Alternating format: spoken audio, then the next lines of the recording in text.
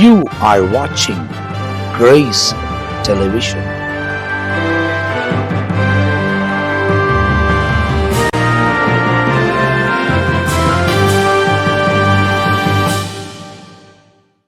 ஆண்டவரும் மர்ம இரட்சகருமாக இருக்கிற இயேசு கிறிஸ்துவின் நாமத்தில் இந்த நல்ல காலை நேரத்தில் உங்களை நான் வாழ்த்தி ஆசீர்வதிக்கிறேன்.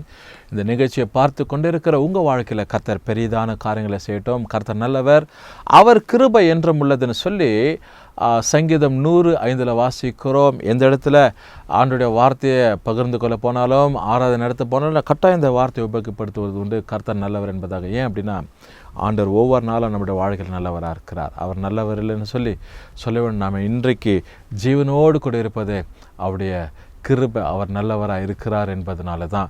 அதனால் தேவனுடைய கரம் தொடர்ந்து உங்களை பாதுகாக்கட்டும், ஆசீர்வதிக்கட்டும், நன்மையை கொண்டு வரட்டும், உதவி செய்யட்டும், பலன் தரட்டும். விசேஷமாக இந்த நாளில் ஒரு காரியத்தை நம்ம வேதத்திலேருந்து வாசித்து செபிக்க நான் ஆசைப்படுகிறேன். ஒரு நிமிஷம் கண்களை மூடி ஆண்டவர் நோக்கி பார்ப்போம். ஆண்டவர் நம்மோடு கூட பேசும்படிக்காக நம்ம தாழ்த்தலாம். நல்ல ஆண்டவரே, உம்மை நான் துதிக்கிறேன், ஸ்தோத்திரிக்கிறேன், போற்றி வாழ்த்தி மகிமைப்படுத்துகிறேன். இயேசுவோடு பேசும் நிகழ்ச்சியை பார்க்கிறேன். ஆண்டவரே, இந்த பிள்ளைங்க எல்லாரும் ஆசீர்வதி. இன்றைக்கி ஆண்டவர் என்ன வார்த்தை எனக்கு தருவார்னு சொல்லி ஏக்கத்தோடு கூட இருக்கிற இந்த பிள்ளைங்க வாழ்க்கையில் ஆண்டவரே எல்லா தொல்லைகள் மாறட்டும்ப்பா.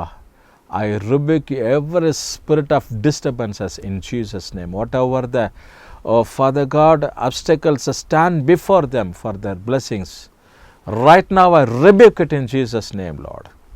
இந்த பிள்ளைங்களுக்கு விரோதமாக செயல்படுகிற எல்லா காரியங்களையும் நான் உடைக்கிறேன். கர்த்தர் தொடர்ந்து ஆசீர்வதியும். நம்முடைய பிள்ளைகளோடு கூட பேசுங்க. இயேசுவின் நாமத்தில் செபிக்கிறோம் நல்ல பிதாவே, ஆமேன்.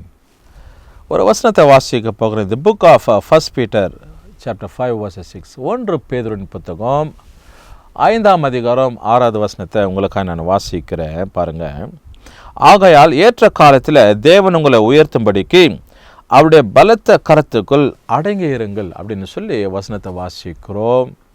முழுமையான இந்த அதிகாரங்கள் நீங்கள் படித்து பார்க்கும்போது அதில் என்ன சாராம்சம், என்னென்ன காரியத்தை கர்த்தர் வச்சிருக்கிறார்னு சொல்லி உங்களுக்கு கட்டாயம் தெரியும். அதில் இந்த ஒரு நுணுக்கத்தை, ஒரு வசனத்தின் அதனுடைய சாராம்சத்தை மாத்திரம் நாம் எடுத்து நம்ம ஆண்டவர் சமூகத்தில் நம்ம செபிக்க போகிறோம். நான் எந்த வார்த்தையை சொன்னாலும் ஒரே ஒரு வசனத்தை தான் மையப்படுத்தி உதாரணங்களை சொல்லி கட்டாயம் எப்படி போல் நான் பகிர்ந்து கொள்வது உண்டு. ஒரு 4 குறிப்பு 5 குறிப்புகளை வச்சு கூட 10 நிமிஷத்தில் பேசலாம்.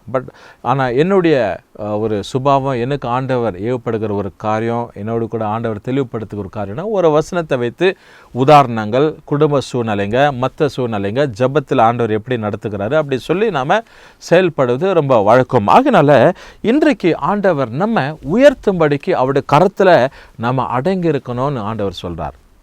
ஒரு உதாரணத்துக்கு நான் சொல்லணும்னா, ஒரு உயர்வு, ஒரு அலுவலகத்தில் ஒரு உயர்வு வேண்டும் அப்படின்னு யாராவது செய்வார்கள், சொல்வார்களானால் என்ன காரியத்தில் அவங்க இருக்கணும்னா, முதலாவது அவங்களுக்குள்ள தாழ்மை இருக்க வேண்டும்.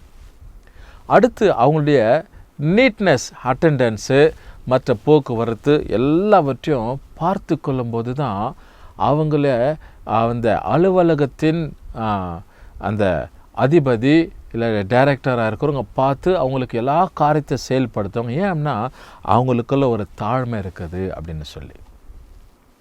அந்த தாழ்மை பல விதத்தில் அவங்களுக்கு உதவியாக இருக்கிற ஒரு ப்ரொமோஷனை கொண்டு வரும், இன்னும் ஒரு இன்க்ரிமெண்ட்டை கொண்டு வரும், ஒரு உயர்வை கொண்டு வரும், பல பதவிக்கு அவங்கள என்ன பண்ணுவாங்க, ஆளாக்கப்படும். இப்படி போல் பல காரியங்கள் நம்ம என்ன பண்ணுறோம், வாசிக்கிறோம் வேதத்தில். எனக்கு அருமையான தேவச்சனமே, இந்த உதாரணங்கள் ஏன் அப்படின்னா உங்கள் மனசில் பதினோம். உதாரணத்தோடு சொல்லும்போது இந்த வசனத்திற்கு இந்த உதாரணத்தை போதகர் அவங்க போதித்தாங்களேன்னு சொல்லி நம்ம மனசில் பதியும். அப்படி போல் இந்த உதாரணத்தின் ஒரு வசனம் தான் இது. 1 பேதுரு 5ஆம் அதிகாரம் 6வது வசனம். ஆகையால் ஏற்ற காலத்தில் தேவன் உங்களை உயர்த்தும்படிக்கு. அப்போது கர்த்தர் நம்ம உயர்த்துகிறார். எப்போனா இன் அ டியூ டைம், ஏற்ற காலத்தில். ஆண்டவருக்கு தெரியும் எப்போ நம்ம உயர்த்தணும், ஆண்டவருக்கு தெரியும் எப்போ இவங்களை நடத்தணும். எந்த சமயத்தில் எதை கொடுக்கணும்னு சொல்லி எல்லா சமயத்தில் எல்லாத்தையும் கொடுத்துட முடியாது. கர்த்தர் என்ன பண்ண மாட்டார், எல்லா சமயத்தில் கேட்குறதெல்லாத்தையும் அவர் கொடுக்க மாட்டார்.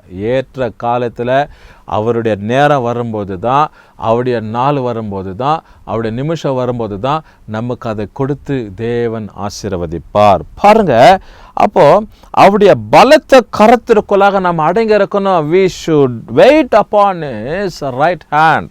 அவருடைய பலத்த கரத்திற்குள்ள humble yourself therefore under the mighty hand of God that he may exalt you in due time. We should humble ourselves in his mighty hand.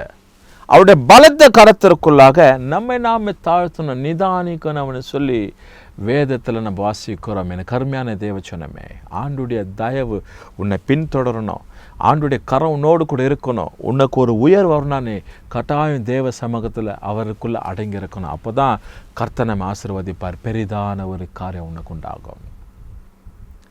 நம்ம சிதறி போக மாட்டோம், நம்ம சிதறடிக்கப்பட மாட்டோம், நாம் மற்றவங்களால் கண்டு கொள்ளாமல் இருக்க மாட்டோம். கர்த்தர் நம்மோடு கூட இருந்தால் மற்றவங்க எல்லாம் நம்ம கண்டுக்குவாங்க. Automatically everything will be done, everything will be included, everything will be happened. Why? Because Lord is in our side.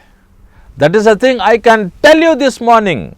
The Bible says, humble yourself therefore under the mighty hand of God, that he may exalt you in the due time. If you want to be exalted by God, definitely you should humble yourself in his mighty hand. அவருடைய பலத்திர கரத்திற்குள்ளாக நீ அடங்கி இருக்க வேண்டும். அப்போ தான் உனக்கு உயர்வு. உங்கள் குடும்பத்தில், தனிப்பட்ட வாழ்க்கையில் அவரோடு கூட இணைந்துருங்க, அவரோடு கூட இருங்க. கர்த்தர் உங்களை உயர்த்திடுவார். நீ வேலை செய்கிற இடத்துல, இல்லை உன்னுடைய அலுவலகத்தில், இல்லை உங்கள் குடும்பத்தின் மத்தியில், இல்லை நீ ஊழியம் செய்கிற சபைகளுக்கு மத்தியில், நீ விசுவாசத்தின் மத்தியில் கர்த்தரனை உயர்த்தி நடத்துகிற தேவனாக இருக்கிறார். கண்களை மூடி ஆண்டவரை நோக்கி பார்ப்போம். நல்ல பிதாவே, இந்த நல்ல காலை நேரத்துக்கு நன்றி. 1 பேதுரு 5:6 ஆண்டவரே, நம்முடைய பிள்ளைங்க நம்முடைய பலத்த கரத்திற்குள்ள அடங்கி உமால உயர்வுகளை பெறட்டும். தொடர்ந்து ஆசீர்வாதம். ஆண்டவர் இயேசு நாமத்தில் ஜெபிக்கிறோம் நல்ல பிதாவே, ஆமேன். கர்த்தர் உங்களை ஆசீர்வதிப்பார்.